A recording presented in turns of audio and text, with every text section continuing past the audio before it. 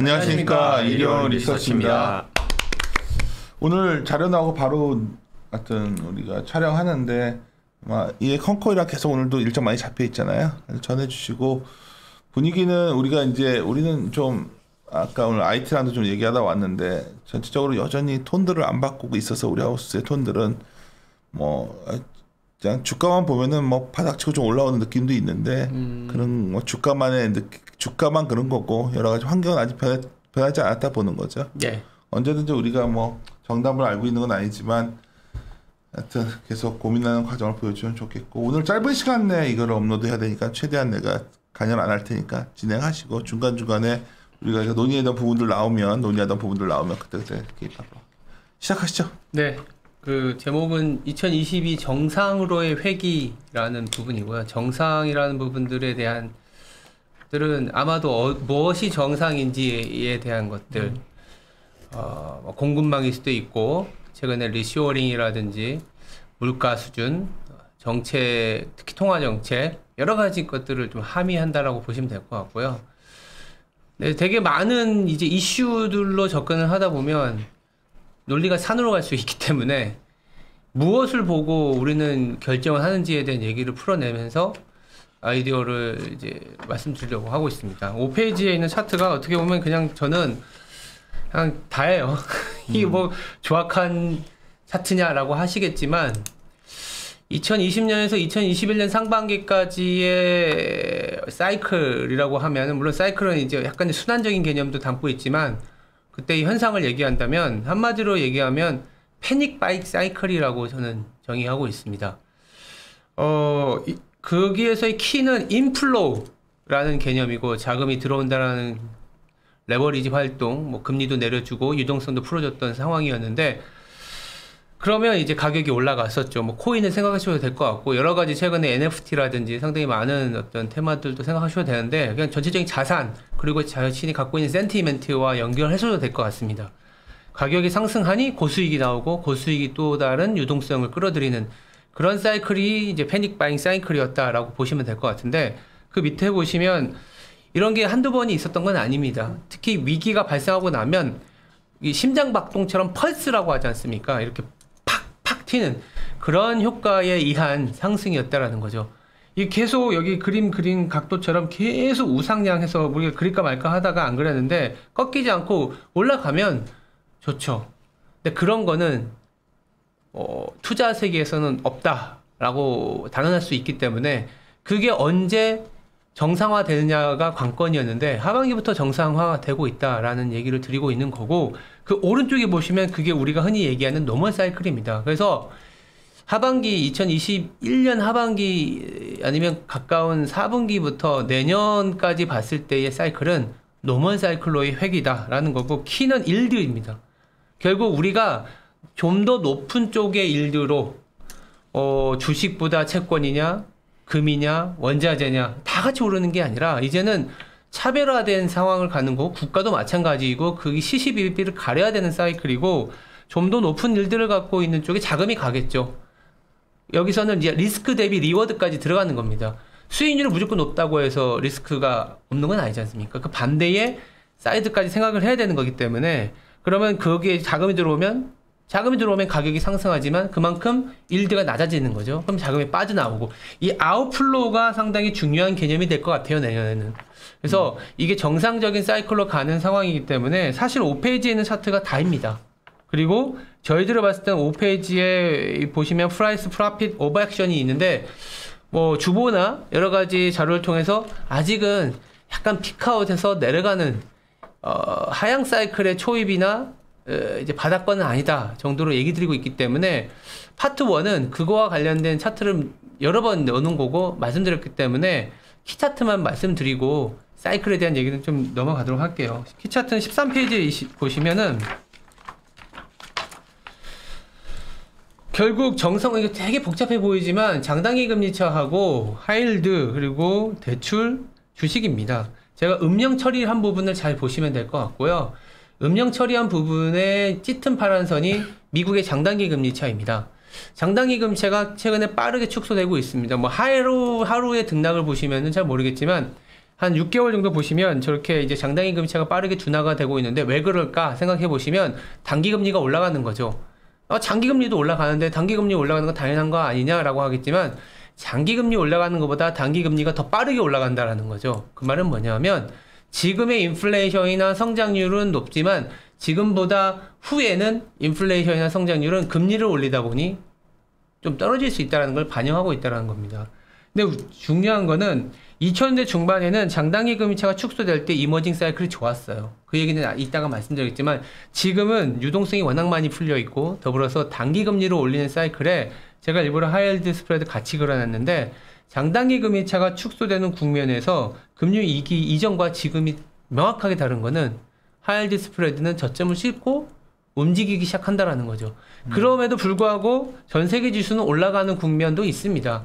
다만 선진국 시장이 중심이라는 거고 선진국 시장도 사실은 변동성에 노출되는 국면이 왕왕 출현하는 국면이 장단기 금리차가 축소하는 국면이다라는 거고 내년에는 이렇게 장단기 금리차가 축소되어 가는 과정에서의 자산 선택 그리고 이머징이 상대적으로 열의에 있을 수 있는 그런 아이디어라고 사이클이 그렇다라고 보시면 될 것 같아요. 그리고 15페이지로 가시면 결국 이런 상황에서 달러화에 대한 방향성인데 오늘 그리고 최근 일주일 동안 달러화를 보시면 한국 시장이 이렇게 단단하게 버티고 있다는 것도 조금은 놀라우긴 합니다. 달러가 굉장히 강하거든요. 95.34 이럽니다. 연초에 어떤 그 전 고점을 많이 뚫고 올라갔는데 이렇게 보시면 돼요. 달러는 전 세계에서 차지하는 미국의 GDP의 비중이고 달러가 강해지게 되면 이머징으로 자금은 안 들어갑니다.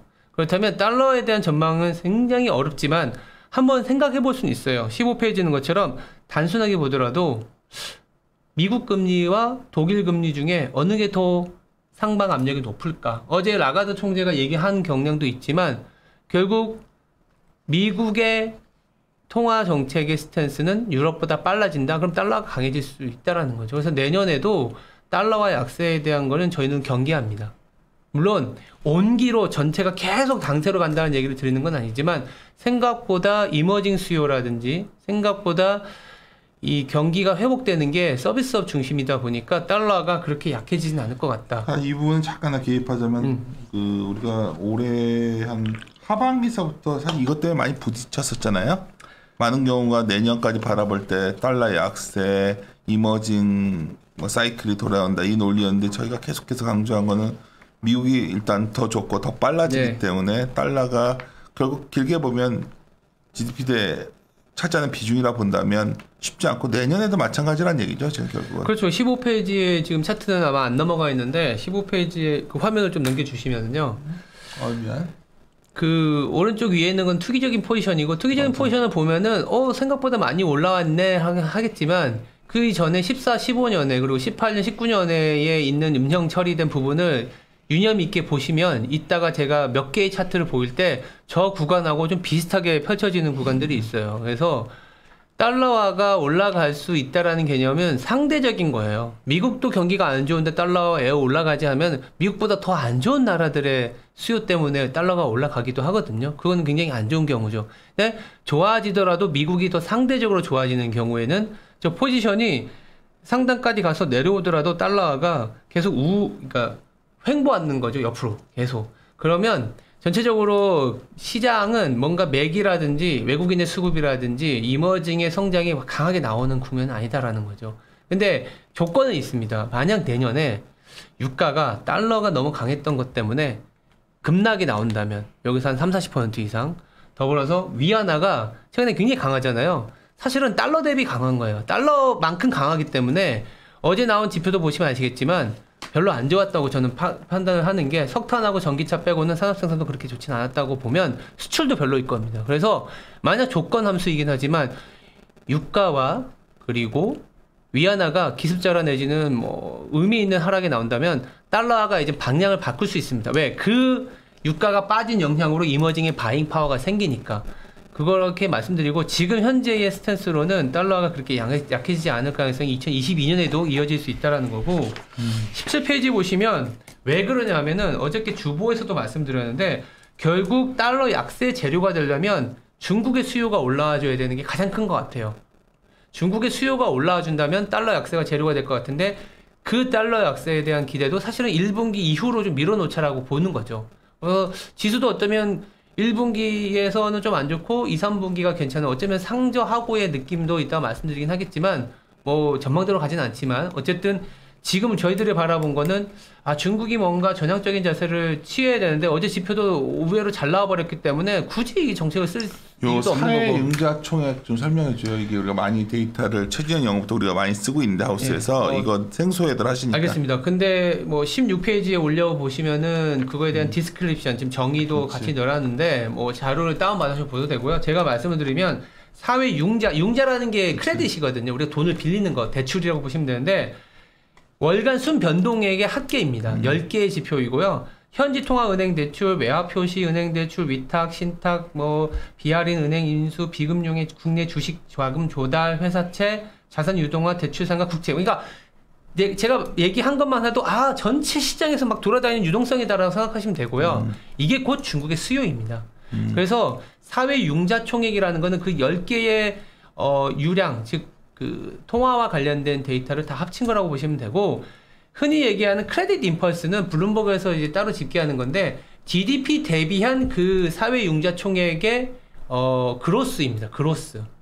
그로스다 보니까 GDP 대비보다 얼마나 빠르게 갖고 가느냐, 늦게 가느냐, 그리고 HP 필터를 써서 그 추세를 뺀 거예요. 그래서 진폭을 보는 차트이기 때문에 약간의 가공은 있는 차트인데 등락이나 전체적인 방향성이 비슷하다 보니까 사회 융자 총액을 보셔도 되고요. 아니면 크레딧 임펄스도 보셔도 되는데 블룸버그나 이제 시장에 나오는 그 발표되는 주기는 크레딧 임펄스가 굉장히 늦어요.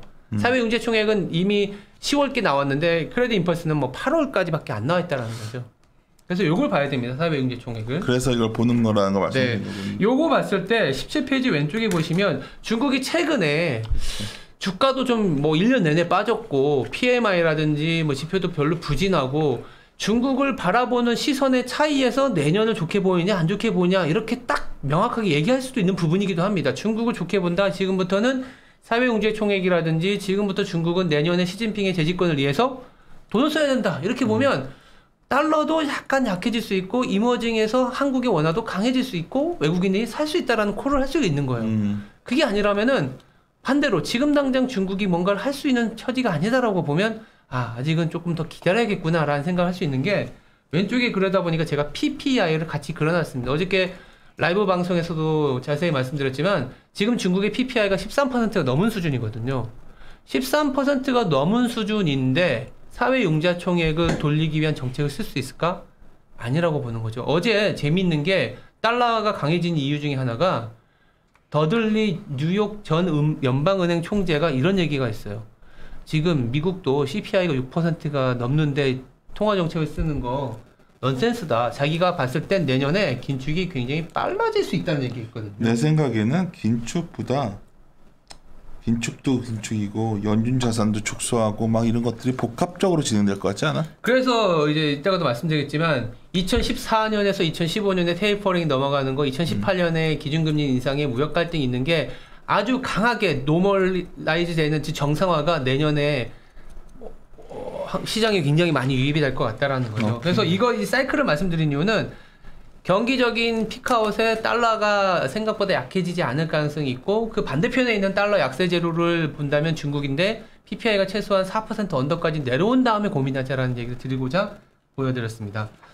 그래서 빠르게 28페이지로 넘어가시면 아쉬운데 천천히 다 하고 싶은데 나는 그림 하나하나가 다 내가 의미 있는 다 의미 있는 그림이라 생각하는데 왜 이렇게 막 넘어가? 아니면 25페이지 하나만 보고 말씀드릴게요. 25페이지 왜 이 얘기를 드리냐면 어닝따는 아주 25페이지 이 그림을 꼭 얘기해야 되는 어닝따는 그림이야. 아주 자세하게 이제 정다운 연구원이 데이터 진짜 소위 말해서 빡세게 보고 이따가 말씀드릴게요. 정다운 연구원 매출 그거 분해한 거 보고서 내가 설명을 못 하겠는 거야, 딴데 이거를. 왜냐하면 이따가도 말씀드리겠지만 이 25페이지 오른쪽 밑에 보시면 매출 증가율이 곧 한국의 저기 PPI하고 한국의 매출 증가율이고 수출 증가율은 마진이거든요.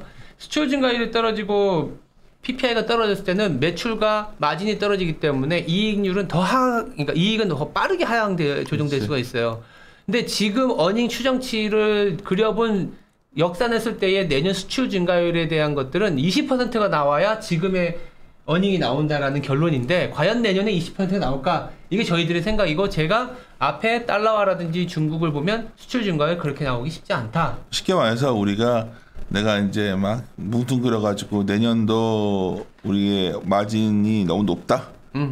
그랬는데 마진이나 매출이 기본이 되는 건 수출인데 현재 가정이 그럼 뭐가 잘못된 거냐? 수출에 대한 가정이 잘못된 거다. 그러니까 매출에 대한 가정이 그치? 너무 높은 거예요. 그렇지. 그렇게 매출에 대한 가정도 되게 높고 마진도 되게 높게 설정이 되어 있다. 26페이지에 보시면 그 오른쪽 밑에 제가 무역 수지를 그려놨는데 하반기 내내 빠지고 있음에도 불구하고 저 영업이익률이 조금씩 내려오긴 있어요. 처음에 만들었을 때는 막 9.7 이랬거든요, 내년이. 지금 9.28까지 내려왔는데 아마 더 내려갈 겁니다. 제 생각에는. 아니면 저희들이 데이터를 만들어. 올해 좀 유난히 이상한 거지 이거.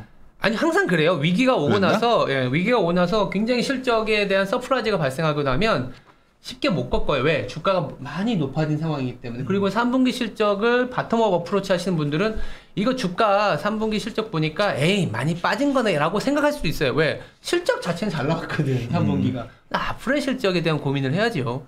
근데 앞으로의 고민에 대한 것들은 아무도 모르겠지만 저희들이 봤을 때 무엇을 보고 선택하느냐?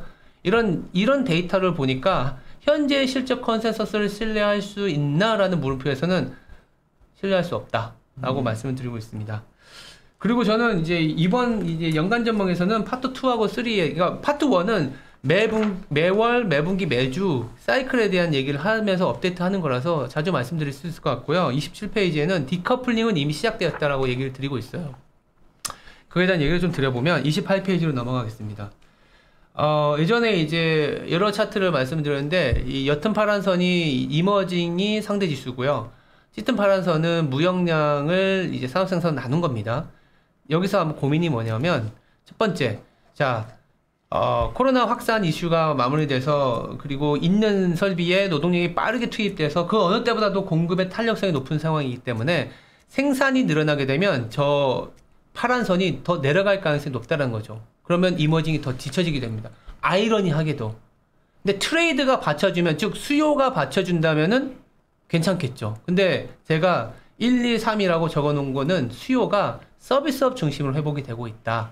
두 번째, 그나마 생산체제도 리쇼어링이 굉장히 강화되고 있다. 세 번째, 여기 똑같이 중국의 수입이 내년에는 1분기 되면 수입 증가율이 마이너스로 들어갈 것 같다. 요 세 가지를 말씀드리는데 첫 번째 29페이지에 코로나 위기가 전 위기하고 다른 게 뭐냐? 그러면 요거예요. 코로나 위기하고 전 위기가 뭐가 달랐냐면 서비스업은 항상 조금 안정적이었어요. 빠지더라도 제조업의 트레이드보다는 덜 빠졌던 거죠. 근데 이번에는 되려 나가지 못하다 보니까 제조업은 위기가 왔음에도 불구하고 부흥을 했고 서비스업이 소위 말해서 작살났던 거죠. 지금부터 수요가 살아난다라는 거는 서비스업이 좋아지는 거기 때문에 글로벌 트레이드에서 생산을 늘린다라는 거는 공급이 더 가중이 돼서 물가 하락 압력이 더 심해질 수 있다라는 얘기인 거고 오히려 지금은 인플레 하지만 내년에 갔을 때는 디스인플레 내지는 디플레라는 얘기까지 나올 수도 있습니다. 사람들이 디스인플레이션이라는 용어에 익숙치가 않아요. 디스인플레이션은 물가 상승률이 마이너스이진 않지만 10%가 9%, 8%, 7% 되는 거예요. 근데 그게 왜 나쁜 거냐라고 봤을 때는 여러 번 말씀드리지만 이 이익률에서 수출 증가율이 떨어지는 게 뭐가 나쁘냐고 하지만 고정비 커버 비율이 떨어지기 때문에 그렇습니다. 그거는 뭐 여러 번 말씀드렸던 거고. 네. 근데 오른쪽 밑에 보시면 한국도 서비스는 수출해요. 월 100억 달러. 근데 수출 금액 중에 재화 수출이 500억 달러. 즉 재화 수출이 돼야 되는 건데 글로벌리 지금은 서비스로 회복이 되고 있고 이 서비스가 뭐냐 하면 우리나라에서 가장 많이 차지하는 서비스는 운송수지예요. 운송수지가 35%이고요. 그 다음에 여행 수입이 17%, 건설이 5%. 건설은 이제 해외 수주가 박살났기 때문에 건설은 거의 이제 내수만 봐야 되는 거고 우리가 많이 얘기하는 뭐 BTS나 이런 음향, 영향 수지는 계속 우상향하고는 있습니다. 근데 1%밖에 안 돼요. 그러다 보니까 서비스업이 늘어난다고 하더라도 아니면 우리가 종목으로서의 투자 아이디어는 되죠. 음량이라든지 뭐 이런 것들로는 투자가 되지만 이 서비스업 전체가 재화 서비스의 5분의 1밖에 안 되기 때문에 한국에 주는 임팩트는 크지 않다. 이렇게 말씀을 드리는 거고 두 번째 30페이지는 이게 저는 중장기적으로는 굉장히 문제가 될 수 있다라고 보고 있어요. 이미 GVC 즉 글로벌 밸류 체인과 관련된 의존도가 왼쪽 차트에 동그라미를 쳐서 이게 내려오는 거 보이시죠? 저게 리쇼어링이 강화되고 있는 거예요. 그러니까 글로벌 밸류 체인의 의존도가 떨어지고 있는 겁니다. 그리고 오른쪽에 보시면 이 추세를 봐야 되는데 이 차트가 우상향하게 되면 주에도 달았지만 각국 즉 미국과 유럽과 일본에서 제조업을 통해서 산출을 하는데 아시아 14국에서 수입하는 걸로 산출한 비율이 떨어진다고 볼 수 있는 거예요. 그래서 공급망이 코로나로 인해서 그리고 중국과의 무역 갈등으로 인해서 중국을 견제하는 측면에서 공급망이 확산된 게 오히려 리스크구나라는 거를 최대 소비자들은 느꼈다라는 게 올해 코로나가 준 교훈이라고 보는 거죠. 오늘 미중 정상회담에서도 사실은 공급망과 관련된 이슈는 얘기 안 하겠다라고 백악관 관계자가 얘기하더라고요. 그래서 그냥 안고 없는 찐빵, 어저께부터 계속 이 말을 안고 없는 찐빵의 논리가 되지 않겠냐라는 거고 31페이지에 보시면 미국이 어저께 인프라딜 딜 했잖아 라고 얘기하잖아요. 미국 정책은 미국을 위해 씁니다. 그리고 가장 왼쪽에 공들여서 만든 차트인데 물론 뭐 브루킹스에서 나온 차트지만 피지컬 임팩트라 그래서 재정 정책이 달러화에 주는 영향을 그려보면 내년에는 재정 정책이 이한 달러화는 미미하지만 달러화를 좀 받치는 영향이 있다라는 거고 가장 오른쪽에 보시면 미국향 FDI 한국은 일부러 안 그려놨어요. 굉장히 비관적으로 보일까봐 한국으로는 FDI가 안 들어오고 있어요. 그래요. 미국으로 엄청 많이 들어갑니다. 그래서 이런 FDI의 흐름만 놓고 보더라도 그리고 아까 서비스업 더불어서 리쇼어링이 강화된다라는 부분들이 글로벌 트레이드가 발생할 가능성이 굉장히 낮아 보인다. 레벨을 낮춰야 된다. 그래서 수출 증가율 20%가 저는 가능할까라는 고민을 드는 거고 마지막으로 아까 뭐 셀카하고도 비슷한데 32페이지에 보시면 오른쪽에 보면 이게 전 세계 수요자로서의 역할입니다.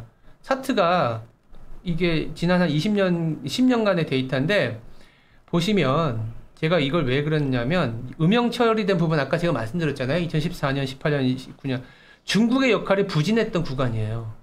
중국의 역할이 점유율이 그냥 거의 뭐 미미한 부분입니다. 미미한 부분이서 그럴 때 보면 중국의 수입 증가율이 좀 마이너스권이나 많이 크게 둔화되는 그런 국면을 보이고 있는데 왼쪽에 보시면 아까 또 말씀드렸던 사회융자총액이 또 나오는데 이 사회융자총액이 선행성이 있거든요. 대출이다 보니까 바로바로 이제 그 수요로 나타나는 게 아니라 시차로 두고 나타나는데 이걸로만 놓고 보면 중국 수입 증가율은 내년 1분기 중에 마이너스로 들어간다라고 나와 있습니다. 그렇다면은 중국이 수요로 작용하는 부분들은 오히려 이렇게 마이너스 들어가면 그때 가서 기대할 수는 있어요. 지금은 여전히 그 하향되는 과정에 있다라고 볼 수 있는 거죠. 그러다 보니까 왜 이베스트에서는 아직은 경우에 따라서는 지수도 조금 레벨 다운될 수도 있고 아니면 아직은 좀 박스피의 연장성상이냐라는 것들은 말씀드렸던 논리적인 흐름이었다라고 보시면 될 것 같고요. 그리고 35페이지로 가시면 미국과 이제 디커플링이 나잖아요. 이게 좀 차트가 좀 복잡해 보이시지만 또 2014년에서 15년 그리고 2018년에서 20년 보이는데 이거 주보에도 한번 넣었어요. 업데이트 시켰던 거고 기대 인플레이션에 대한 베팅이 안 되는 구간은 우리나라는 우하향 장세 내지는 박스권인데 무조건 기대 인플레이션이 베팅이 안 된다고 해서 그냥 이렇게 근거를 갖고 가면 안 되기 때문에 아까 말씀드렸던 미국의 역할, 중국의 역할, 사이클을 말씀드렸던 건데 재밌는 건 뭐냐면 미국채의 명목금리인 거예요. 명목금리가 초반에 정책적인 전환이 갖고 오다 보니까 빠르게 치고 올라갑니다. 인플레이션 이상으로. 그런데 결국 꺾여요. 왜? 미국의 수익률이 높아지게 되면 미국채를 살려는 수요도 있는 거고 그리고 금리가 올라가다 보니까 물가 상승 압력이 떨어지는 거죠. 그래서 자연 발생적으로 다시 내년에는 저는 상반기에는 미국 국채가 우상향하지만 오히려 1분기 정도 나중에 하반기 갈 때는 우하향하는 장세지 않겠냐라는 거고 근데 재밌는 거는 이 우하향하는 변곡점에서 변동성이 발생합니다. 미국도 한국도. 다른 말로 하면 이게 만약 내년 하반기에 이제 미국이 금리는 올려요. 여러 가지 이유 때문에 올렸는데 금리를 뭐 정말 한두 번 올리는 게 맥스인 상황이 오면 네. 상당히 안 좋은 그림이겠지. 그래서 이제 금리가 이렇게 조금은 내려가는 그치. 거죠. 그러니까 기저효과에 의한 물가 상승률도 떨어지는 것도 있고 금리를 올리다 보니까 장기에 대한 인플레이션 압력이 떨어져서 장단기 금리차가 축소되는 국면하고 동일한 거예요. 그래서 이게 지면만 할인되면 이 동일한 차트 쫙 이렇게 해서 이렇게 그리고 싶은데 그냥 이게 말로 설명을 드립니다. 이게 외부적인 환경인 거고요. 저는 더 문제는 내부적인 환경도 맞아요. 있다고 보고 있어요. 그래서 39페이지로 넘어가서 일단은 지수에 대한 얘기 좀 드리고 이거는 뭐 아마 본부장님도 보셨던 차트랑 간단하게 말씀을 드리면 사실 그려놓고서 신중호 팀장이랑 많이 논쟁을 했었죠. 그러니까 베스트, 베이스, 워스트 시나리오인데 이 3,400에서 3,500 그리고 2,800에서 2,900은 증권사 컨센서스를 그려놓은 겁니다. 이렇게 될 가능성 높겠죠. 그렇지만 저희들도 느끼는 게 이 컨센서스로 가지 않은 경우도 또 있었다라는 거는 한번 남겨두고 베스트 시나리오가 되려면 이런 거예요. 우리가 실적에 대한 기대치가 너무 높다라고 얘기를 드렸잖아요. 근데 생각보다 내년 1분기에 가서 1월, 2월에 기업들의 실적이 우려한 것보다 좋게 나와버리면 이거는 올해 4분기에 빠졌던 게 선반영 논리로 치고 나갈 수 있다는 얘기인 겁니다. 그리고 이때 오히려 중국이 전향적인 스탠스를 가져가고 근데 저는 그 가능성은 조금 희박하지 않겠냐라고 말씀을 드리는 거고 대려 베이스나 월스트 시나리오 중에 하나일 것 같은데 기대치가 4분기 때 일회성 비용이라든지 이런 걸로 인해서 많이 하향 조정되는 게 우리나라의 특징이고 온기 실적 발표할 때 좀 많이 비용을 떨굴 수 있는 가능성이 높다. 그리고 수출 증가도 많이 떨어져 있기 때문에 기대치가 이때 조금 빠르게 조정이 돼서 주가도 앉은 자리에서 밸류에이션이 높아지다 보니까 테이퍼링이라든지 타이트닝에 대한 얘기도 나올 것 같아서 이때 주가가 조금은 기회를 줄 가능성은 있다 보여요. 그래서 저희들은 한 2,700자를 보이거나 경우에 따라서는 2,700자 깨지면 뭐 사자라는 콜을 이때는 저는 드릴 수 있을 것 같습니다. 그 말 좀 하지 말라 했더니 또 하고 있어. 그러니까 지수는 모르겠는데 기간이 중요한 것 같아요. 그렇게까지는 안 좋게 보시는 아닙니다. 근데 한 2,700은 볼 것 같은데 네, 밑에 2,700은 깨는 그림을 정말 신종호 팀장이 이제 최근에 이 그림 그리면서 같이 그냥 박스권으로 보고는 있어요. 박스권 되게 좁은 박스권. 최근에 2,900 가면 사고 3,000 가면 파는 100포인트 짝 박스권이라고 얘기했지만 그보다는 조금 넓은 2,800에서 한 3,100 정도의 박스권이지 않겠냐는 생각은 하고 있습니다. 물론 박스권이라고 해서 그 지수를 탁 가두리 쳐놓고 움직이는 건 아니잖아요. 이게 조금 더 언더슈팅이 나올 수도 있고 오버슈팅이 나올 수도 있는 부분을 감안해서 봐야 되지 않겠냐는 근데 나는 생각을 만약에 저런 식으로 가면 저는 2,500 갈 것 같아. 만약 저 베드 시나리오대로 가면. 그 이유를 좀 말씀드리면 말까 이유까지 40페이지에 보시면 우리가 왕왕 갔었어요. 왜 2011년부터 그러냐면 제가 이 차트는 41페이지에 있는 차트 먼저 말씀드리고 40페이지로 얘기 드는데 이게 조금은 이해하기가 어려울 수도 있는데 제가 잘 설명을 해드리면 우리나라 경제 주체들의 자금 순환표입니다. 가계를 예를 들어서 말씀드리면 가계는 돈을 벌어들이지 않습니까? 원천이 있어요. 원천이 뭐냐면 소득이 있을 거고 금융 부채가 있습니다.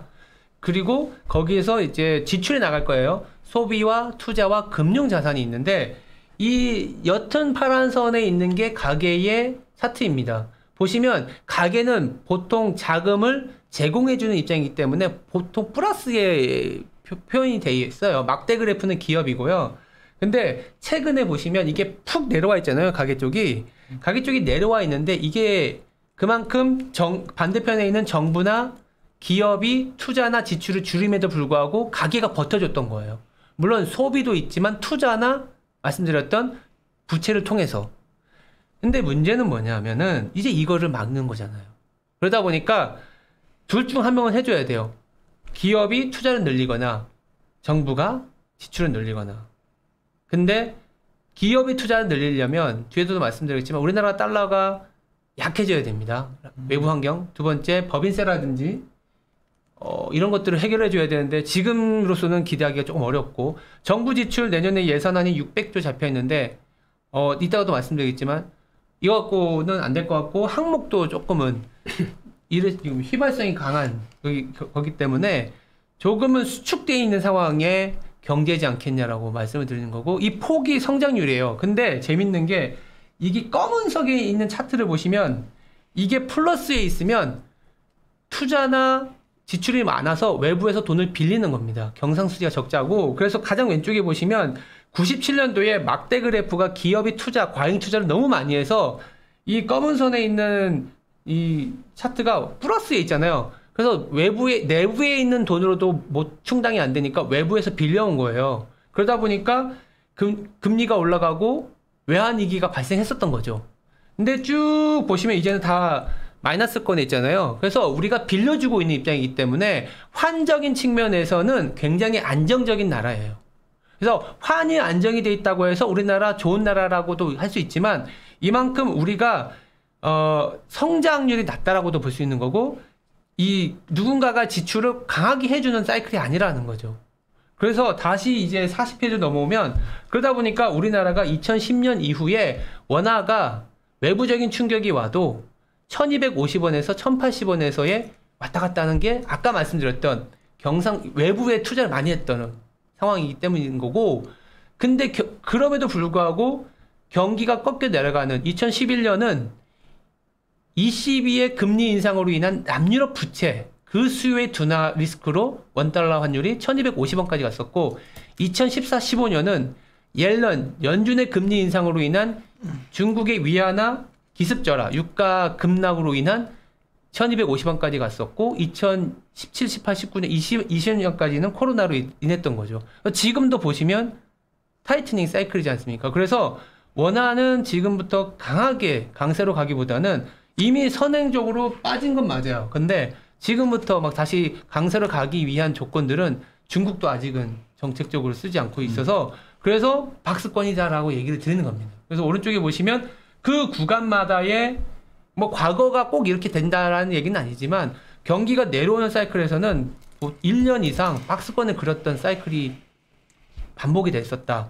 경우에 따라서는 2011년이나 18년처럼 지금보다 조금 더 레벨 다운된 박스권이었고 아니면 2015년처럼 미리 유가가 20달러 가고 중국이 위안화 기습 절하해서 악재가 다 나온 상태에서는 리바운드 나오는 그 상황에서의 박스권이었는데 뭘 갖다 대도 한 2750에서 3150 정도라고 저는 말씀을 드리는 거죠. 그런데 만약에 2750이나 이런 게 깨진다면 저는 강하게 콜을 할 수 있다라는 얘기를 드리는 거고요.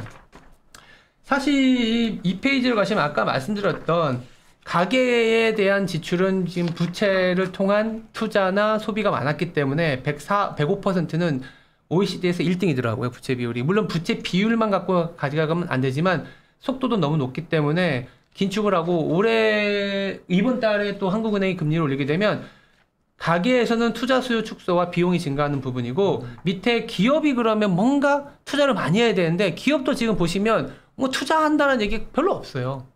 그리고 이제 참 오늘 아침에 IT 쪽이랑도 얘기하는데 내년 그리는 그림 때문에 전망 나갈 텐데 진짜 그렇지 않더라고. 전체적으로 놓고 보니까. 그래서 기업이 저축을 하는 시대가 다시 도래했다라는 거 보고 있고 오른쪽에 그랬을 때는 제가 뭐 어저께 페북에도 올려놨는데 밸런스 시트로 본 불황을 보면 그랬을 때는 정부가 과감하게 돈을 써야 돼요.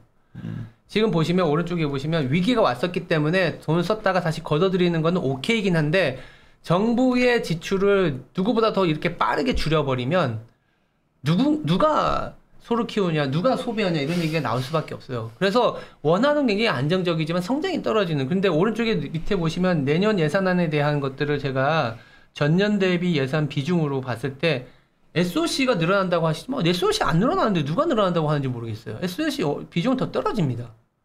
그리고 늘어나는 건 보건복지, 뭐 일반 행정 그 얘기하는 상관 없어요. 이런 거라서 이게 성장을 담보시키는 지출은 아니다라고 보고 있고요. 이런 사례들이 2000년대 초반에 일본에 있었고 43페이지 보시면 일본이 박스권이었어요. 2002년부터 2004년까지. 그래서 이런 사례 아니면 44페이지 보시면 영국도 가계부채가 100% 넘었는데 영국은 어떤 시행을 했었냐 2011년에 유로존이 금리 올릴 때 영국은 안 올렸어요. 그리고 신재정 협약이라 그래서 독일 주도로 뭔가 재정 건전성 갖고 갈 때 불참했습니다. 그러면서 빠르게 정부가 100%, 40%의 부채 비율을 100%로 늘리면서 정부 주도의 소비에 퇴장되는 것을 막았었어요. 근데 영국이라서 가능한 것 같아요. 그리고 금융위기 직후였기 때문에 시기적으로도 가감할 수 있었는데 이 두 사례로 본다면은 그냥 유로존의 스타일이나 일본의 스타일하고 좀 비슷하게 가지 않겠냐라는 게 내년에 한국에 대한 전망이라서 45페이지 보시면 뭐 박스권인데 이제 지수는 전 세계 대비해서 좀 언더퍼폼하는 이런 시장이지 않겠냐는 생각을 하고 있습니다. 그래서 마지막으로 제 딴에는 46페이지는 차트예요. 뭐 다른 거 없고 많은 아이디어 놓고 싶었는데 왼쪽에 만약 저희 생각과 다르게 지수가 치고 간다면 반도체지 않겠냐라는 건데 반도체는 여러 차트를 그려봐도 아직은 아니다라는 얘기가 나오는 것 같아요. 아침에도 그 고민하느라고 했는데 반도체 지금은 아닌 것 같습니다. 많은 분들이 이제 삼성전자 좀 움직이고 하이닉스 움직이니까 그런데 좀 더 기다리셔라. 아까 말씀드렸던 유동성 증가율 2010년 이후에는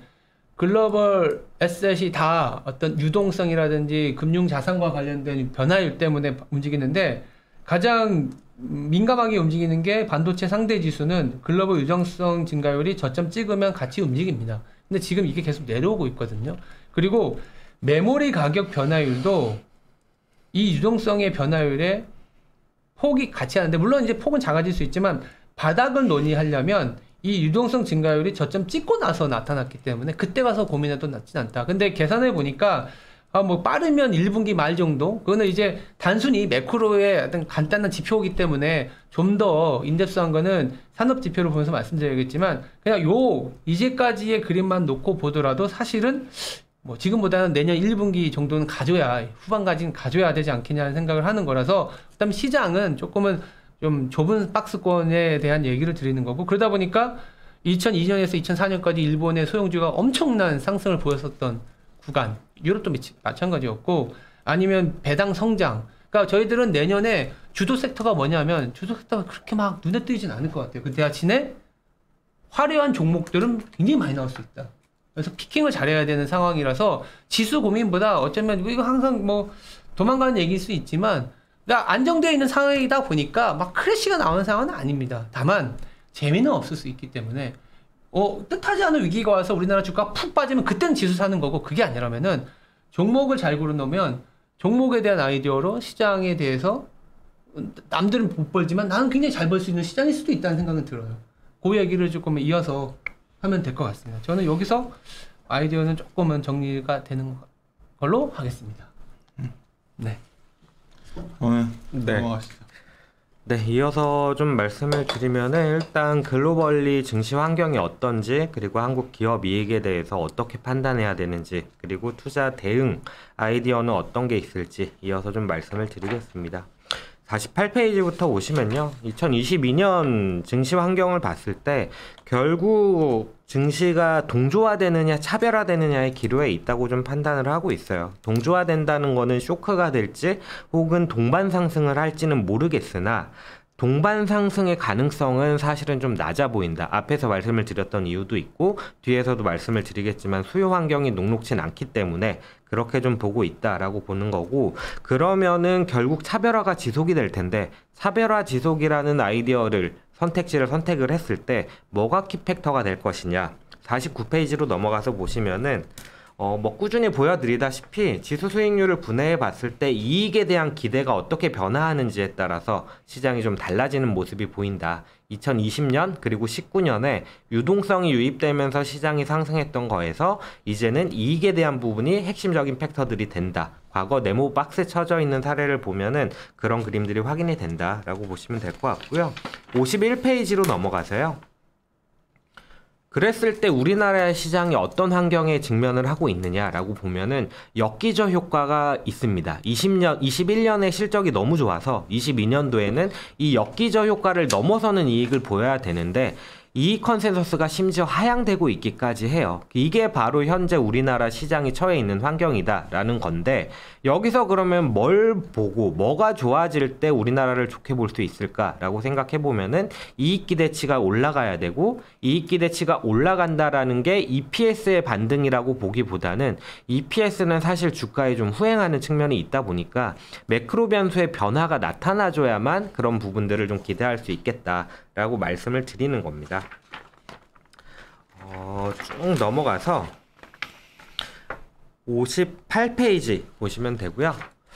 이익에 대한 변화가 나타난다라고 얘기를 드리는데 이익이 좀 우려했던 것보다는 좋은 것 같아요. 근데 왜 아직도 안 좋게 보느냐? 왜냐? 이익이 더 안 좋아질 걸로 보이기 때문에 그런 부분이다라고 보시면 될 것 같고, 고객분들이 요새 좀 고민을 하시는 게 22년도에 대한 이익 전망을 어떻게 가져가야 될지가 좀 혼란스럽다라는 얘기를 많이 하시거든요. 근데 기존의 퀀트들이 주로 접근하는 이익 전망이라는 게 컨센서스 대비 일정 시기 이후에 얼마나 발표치가 잘 나오는지 안 나오는지를 평균적인 수치를 가지고 주로 많이들 얘기를 하시는데, 그 부분에 대해서 좀 새로운 접근을 해보고자 경제 지표라든지 혹은 매크로 지표들을 좀 다양하게 둘러본 결과, 매출액은 뭐 이미 좀 알고 계실 수 있겠지만 수출 증가율이랑 좀 비슷한 모습을 보인다라고 볼 수가 있는데, 58페이지 왼쪽 아래 차트 보시면은 수출 증가율과 매출 증가율의 상관계수가 0.55에 달하는 정도로 거의 대부분이다라고 보시면 될 것 같은데, 알고 계시겠지만은 우리나라는 중간재 수출 국가이기 때문에 이런 그림이 나타난다라고 보시면 됩니다. 58페이지 우측 상단에 차트 보시면은 수출 데이터를 연간으로 좀 넣어놨어요. 수출 데이터 넣어놨는데 21년도에 10월까지 지금 데이터가 나왔거든요. 역대 10월까지 누적 데이터로 보면은 21년도 수출이 가장 큰 금액을 기록을 하고 있습니다. 거기서 우리나라가 장기적으로 MOM으로 봤을 때 평균 1% 수출 증가율을 기록을 해왔어요. 이 부분을 그대로 만약에 적용을 한다? 하지만 이게 상당히 좀 낙관적인 가정이라는 거는 좀 염두에 두실 필요가 있고, 그렇게 반영을 했을 때 22년도 수출 증가율이 14.1%가 나온다라고 보시면 될 것 같습니다. 이렇게 좀 얘기를 드리는 이유는 59페이지 차트로 넘어가서 보시면은 이 부분을 좀 말씀을 드리려고 하는 부분이에요. 장기적인 수출 증가율과 매출 증가율의 회기식을 그어놓고 봤을 때 내년도 컨센서스에 부합하는 매출 증가율을 기록을 하려면 수출 증가율이 19%에 달할 정도로 높은 증가율을 기록을 해야만 달성 가능한 수준입니다. 앞에서 매월 1%가 장기 평균이긴 하지만 상당히 낙관적인 거라고 얘기를 드렸었잖아요. 그럼에도 불구하고 14%였는데 장기 회기식으로 보면은 20% 가까운 수준까지 수출이 증가해야 된다라는 측면에서 저희는 좀 과도하게 낙관적이지 않겠느냐라고 좀 말씀을 드리는 거고요.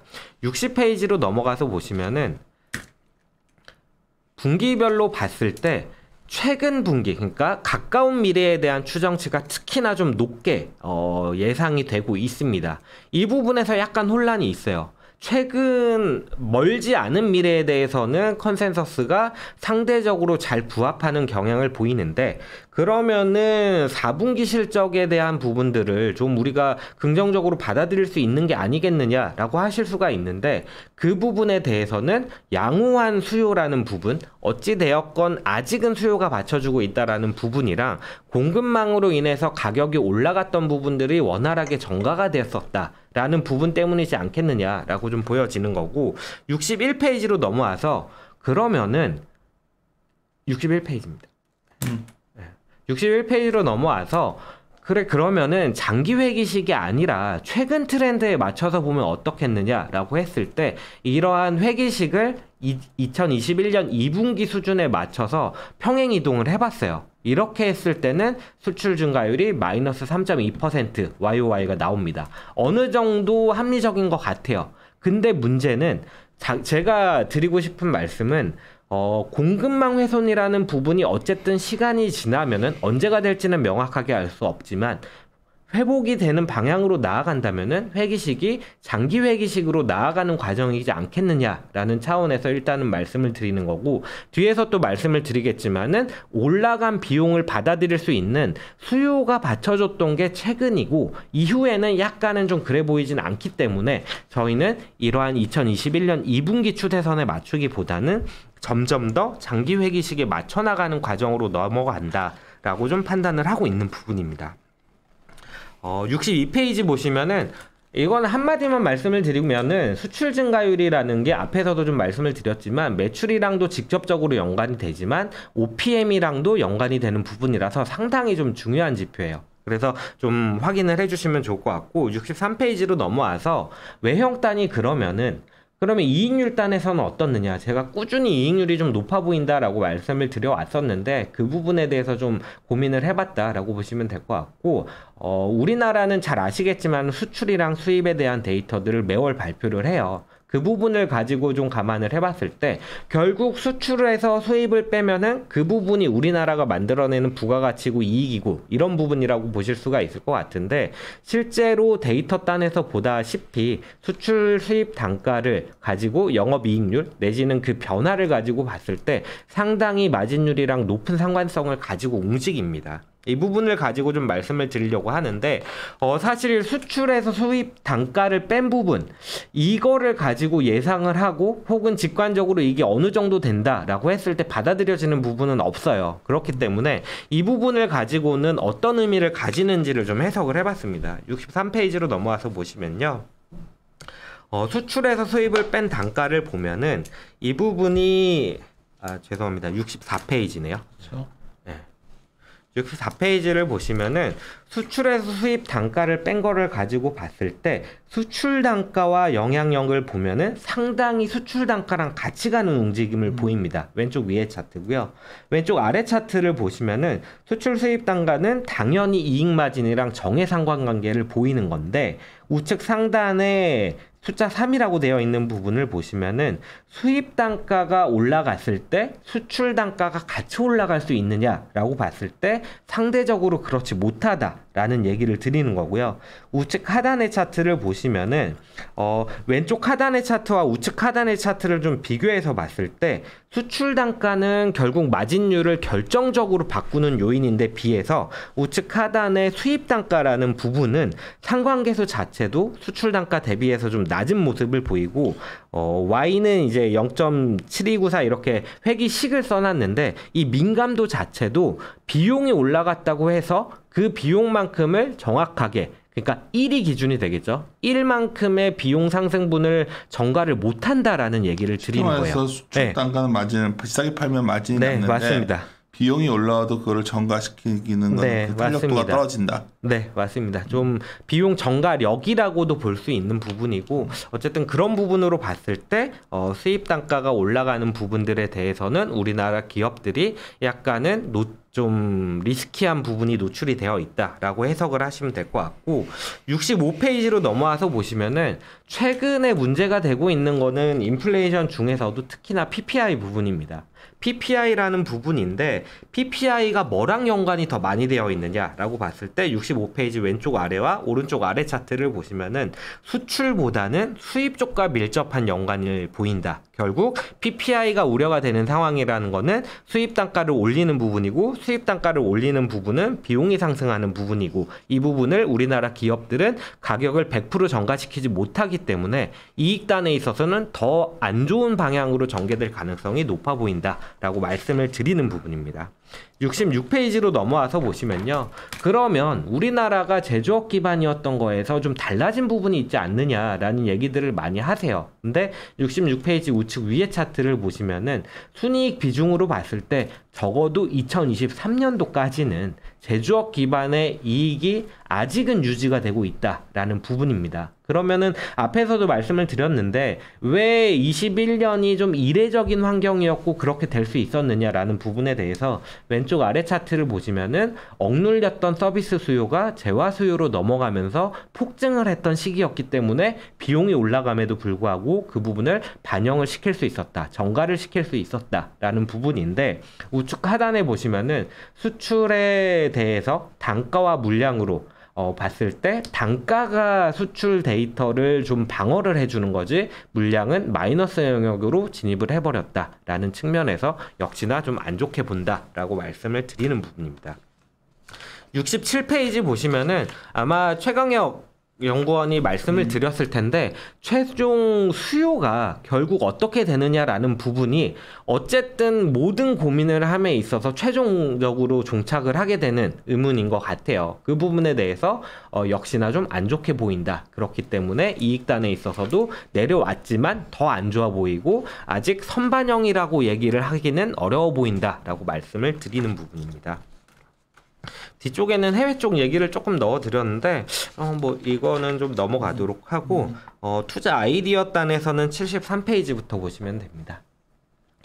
투자 아이디어는 이건 이번 주 주보에도 제가 넣어드렸던 건데, 투자 아이디어에 대해서 먼저 좀 설명을 드리면은 개별 종목 중심으로 보자라는 거고, 개별 종목을 선정하는 아이디어를 좀 제시를 했다라고 보시면 되는데, 첫 번째로는, 중소형주 효과라든지 혹은 개별 종목 효과를 누릴 수 있는 것들을 좀 가져가자라고 말씀을 드리는 거고요. 결론적으로는 조건을 어떻게 사용을 했느냐, YOY, QOQ로 2개 분기 연속으로 이익이 성장한 종목들을 보자라고 말씀을 드리는 겁니다. 그런 종목들을 선정을 했을 때 성과가 어떻느냐라고 보면은 73페이지 왼쪽 상단에 있는 차트를 보시면 코스피가 플러스 마이너스 분기별로 봤을 때 플러스 마이너스 뭐 10에서 한 20% 정도 레인지에서 움직일 때 좋은 성과를 보여왔다라는 점을 참고해 주시면 좋을 것 같고, 넘어가서 보시면은 그런 식으로 접근을 했을 때 지금 현재 제가 이게 오늘 분기 보고서가 마감이 돼가지고 실적이 다 나왔을 텐데 제가 이건 지난주에 만들었다 보니까 한 500여 개 종목이 실적을 발표했을 때 해당 조건을 대입을 해보면은 이러한 종목들이 선정이 된다라고 보시면 될 것 같고요. 75페이지로 넘어와서 두 번째 아이디어로 배당 성장 얘기를 좀 드리고 있어요. 이 부분은 좀 꾸준히 말씀을 드려왔던 것 같은데, 배당과 성장 역시도 코스피가 약간은 수익률 측면에서 부진할 때, 내지는 우측 하단 그리고 우측 상단에 있는 순이익 증가율이 약간은 좀 부진할 때 좋은 성과를 보여오는 그러한 유형이다라고 보시면 되고요.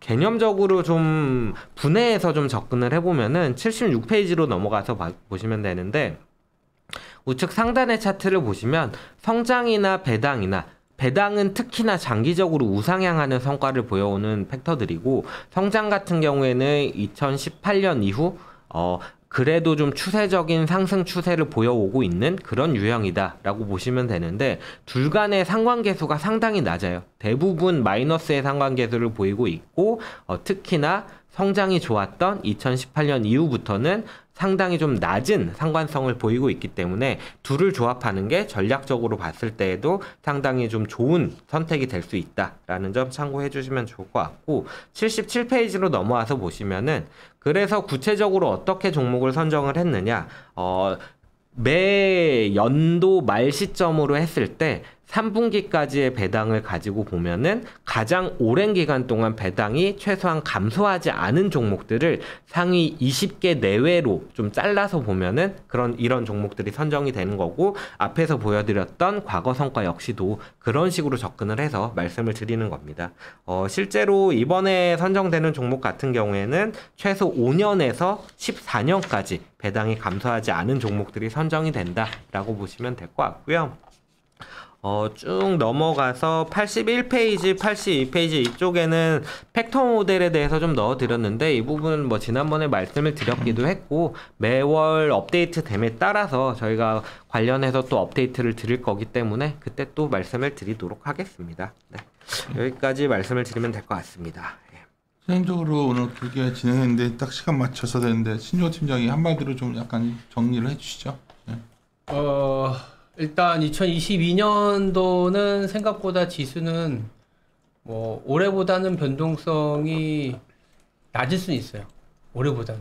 근데 수익이 내기가 좀 쉽지 않을 수 있지 않겠냐, 이런 얘기를 드린 거고, 근데 저희 예상과 달리 변동성이 생겨서 기회를 준다면 그때는 좀 인덱스 콜을 할 생각을 갖고 있지만, 당장은 외부적인 이벤트를 예상하는 거는 뭐 논리적으로는 불가능하기 때문에 현재 나와 있는 로직으로 보면은 박스권의 연장 비추세 시장일 것 같다라는 거고, 다만 이제 실적별로 보면은 코로나라는 왜곡 효과를 빼고 났을 때의 종목들은 차별화가 굉장히 빠르게 진행이 될 수 있다. 위기 이후에 오히려 우리나라가 14, 15년이나 이럴 때 보면은 소위 말하는 그러니까 대형주의 스타는 아니죠. 근데 그 안에 있는 개별 종목이나 이런 것들이 상당한 이제 수익을 안겨주는 구간이 있었기 때문에 그런 식으로 접근을 해야 되지 않겠냐라는 얘기를 드리고 있습니다. 그래서 뭐 금융주냐, IT냐, 뭐 건설주냐, 뭐 이런 식의 논리보다는 그 안에서 철저히 좀 피킹을 해야 되는 그런 장으로 저희들은 좀 정리를 하고 있습니다. 시장이 뭐 저희들이 이제 어쩌면 뭐 대세 하락을 생각하냐 전혀 그렇게 생각하지 않고 네, 있고요. 지금 좋은 기회를 잡고자 하는 게 강한데 왜 이렇게 너희들은 너무 보수적 아니냐 그러는데 주식은 저희들이 갖고 있는 소신은 하여튼 포지션을 좋은 기업들이 아주 적절하고 좋은 주가와 했을 때 우리가 접근하지 않으면 상당히 힘들고 물론 그와 다르게 최근에 굉장히 시장 양극화되어 있어요. 뭐 일부 좋은 종목들은 뭐 날리고 저희들도 뭐 저희 안진아 연구원 말하는 종목들은 뭐 요즘 날리고 반면에 또 그런 종목들 있죠. 메타버스도 그렇고 뭐 그런 것들이 있는데 뭐 그런 것들 하나하나를 잘 매매할 수 있는 걸 보면 트레이딩 시장이라고 하는데 시장은 트레이딩 마켓으로 변한 것 같습니다. 그 증거가 얼마 전에 그 운영사 계신 분이랑 식사를 하는데 상당히 잘했다고 생각을 했는데 중간 정도밖에 순위가 안 나왔다 하더라고요. 액티브 펀드인데 그 정도로 현재 액티브 펀드 수익률이 좋습니다. 그 말은 뭐 시장은 지글지글할 것 같은데 수익은 낼 수 있는 장이니까 그걸 잘 하실 수 있는 분만 하는 거죠. 근데 이거 다른 말로 하면 그런 사람들이 돈 버는 거지 보통 사람들은 어중간하게 쫓아다니시면 상당히 힘들어질 수도 있다. 그렇죠. 그래서 그런 것도 감안하셔야 된다는 말씀드리고 또 하나는 저희 생각과 다르게 내년에 결국은 기업 이익이 정말 이렇게 좋아지고 또 금리를 막 빡빡 올릴 수 있을 정도로 글로벌 경제 체력이 좋아지고 우리 수출도 잘 나올 거고 그렇죠. 뭐 이런 그림이 나오면 뭐 반도체도 지금이 바닥이었을 수 있죠. 그렇죠. 근데 저희들이 그 가능성을 계속 체크하고 있는데 아직은 저희는 아니라고 생각하는 저희들이 아니라고 생각하는 거지 또 다른 분들은 그렇다고 생각하시는 그렇죠. 분도 있으니까 같이 다 들어보시고 자료 보시고서 적절한 판단을 내리셨으면 좋겠습니다. 이 정도로 마무리하면 되겠죠. 예, 알겠습니다. 하여튼 올해 잘 마무리하시고 내년도에 어떤 우리 주식 포트폴리오 잘 짜놓으시는 그런 시간이 되었으면 좋겠습니다. 예, 마무리 짓도록 하겠습니다. 함께 고민하시죠. 고민하시죠.